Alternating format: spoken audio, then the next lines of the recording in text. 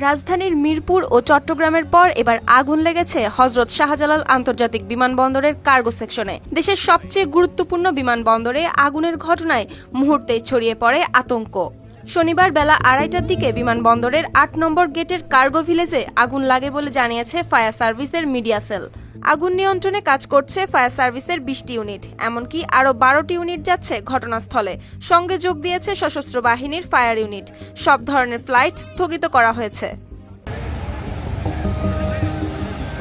Fire সার্ভিসের কর্মকর্তারা প্রাথমিকভাবে ধারণা করছেন কোনো বৈদ্যুতিক শর্ট সার্কিট থেকেই ঘটতে পারে আগুনের সূত্রপাত। এদিকে কার্গো এলাকায় নিরাপত্তা ব্যবস্থা নিয়ে উঠছে প্রশ্ন, কারণ বিমানবন্দরের এই অংশে রয়েছে দেশের আমদানি রপ্তানি বাণিজ্যের বিশাল পণ্য ভাণ্ডার, ফলমূল, ইলেকট্রনিক সামগ্রী, ওষুধ, এমনকি উচ্চমূল্যের লাগেজও।